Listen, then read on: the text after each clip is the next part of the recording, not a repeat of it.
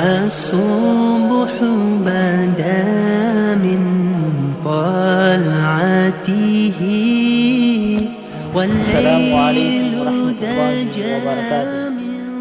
إن الحمد لله نحمده ونستعينه ونستغفره ونؤمن به ونتوكل عليه ونعوذ بالله من شرور أنفسنا ومن سيئات أعمالنا. من يهد الله فلا مضل له ومن يضلل له فلا هادي له. وأشهد أن لا إله إلا الله وحده لا شريك له وأشهد أن محمدا عبد الله ورسوله. أما بعد، يا عباد الله، أوصيكم بنفسي أولا بتقوى الله. وقال تعالى في القرآن الكريم والقرآن المجيد: أعوذ بالله من الشيطان الرجيم، بسم الله الرحمن الرحيم. يا أيها الناس اتقوا ربكم الذي خلقكم من نفس واحدة وخلق منها زوجها وبث منهما رجالا كثيرا ونساء واتقوا الله الذي تساءلون به والأرحام إن الله كان عليكم رقيبا. وقال أيضا: يا أيها الذين آمنوا اتقوا الله حق تقاته ولا تموتن إلا وأنتم مسلمون. وقال نبينا محمد صلى الله عليه وسلم: فإن خير الكلام كلام الله وأحسن الهدي هدي محمد صلى الله عليه وسلم وشر الأمور محدثاتها وكل محدثة بدعة وكل بدعة ضلالة وكل ضلالة في النار أو كما قال عليه الصلاة والسلام.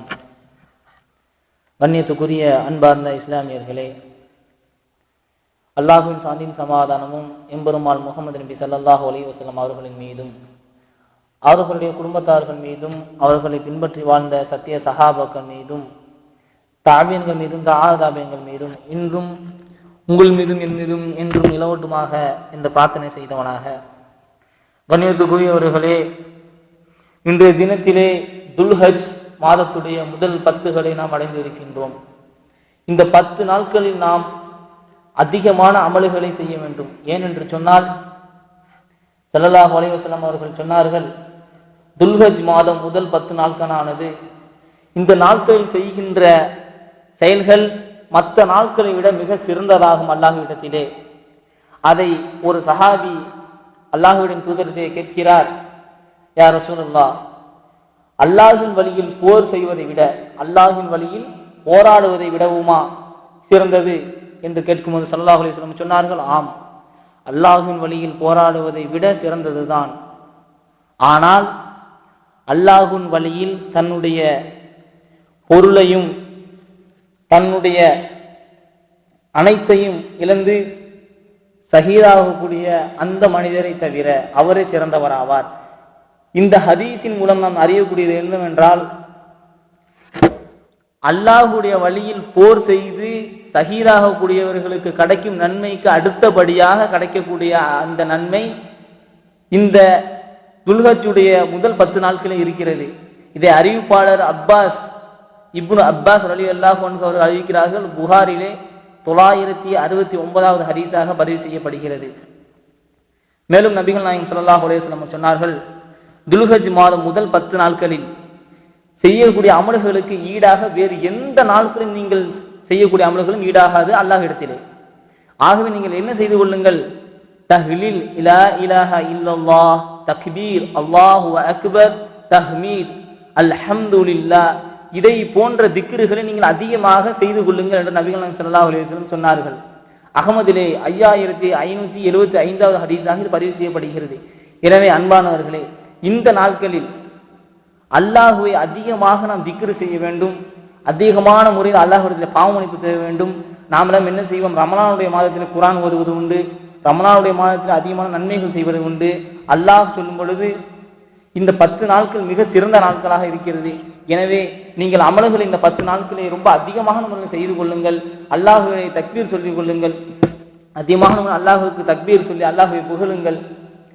இந்த தக்பீரை இப்னு உமர் அலி, அபூ ஹுரைரா ரலியல்லாஹு அன்ஹு ஆகிய இரு தோழர்களும் கடை வீதியில் செல்லும் போது தக்பீரை உறக்க உரைத்து செல்வார்கள். அதிகமாக கொஞ்சம் சத்தம் போட்டு சொல்வார்கள். இதை கேட்கும் அங்கு இருக்கக்கூடிய நபர்கள் எல்லாம் அவர்களும் தக்பீர் சொல்லிக் கொள்வார்கள்.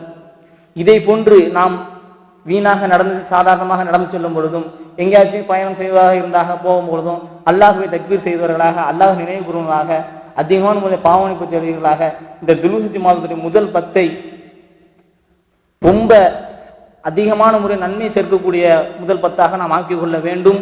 இன்றைய தினத்திலே உங்கள் முன்னால் பேசிக் கொண்டு இருக்கக்கூடிய நான், இன்றைய தினத்திலே உங்கள் கூட உருவாடி கொண்டு இருக்கக்கூடிய உங்களுடைய உறவுகள், இன்றைய தினத்திலே உங்களுடன் பேசிக் கொண்டிருக்கிற நண்பர் நாளை அடுத்த துல்ஹஜ் முதல் 10 இருப்பாரா என்று தெரியாது. எனவே கண்ணியத்துக்குரிய அல்லாஹ் ஒருவனுக்கு மட்டுமே தெரியும். நாம் கடத்தி இருக்கக்கூடிய இந்த 10 இன்ஷா அல்லாஹ் அடுத்த 10க்கு நாம் இருந்தால் இருப்போம் என்றால் தெரியாது. ஆனால் இந்த 10 மிக அதிகமான முறையில் நாம் நன்மைகள் சேகரிக்கக்கூடியவர்களாக அல்லாஹ் உங்களை என்னை ஆக்க அருள் புரிவானாக. நான் பிரார்த்தித்தவனாக நான் எனது உரையை நிறைவு செய்கிறேன். எதை கேட்டோமோ அதன்படி நடக்கக்கூடிய பாக்கியத்தை அல்லாஹ் உங்களுக்கும் எனக்கும் தருவானாக.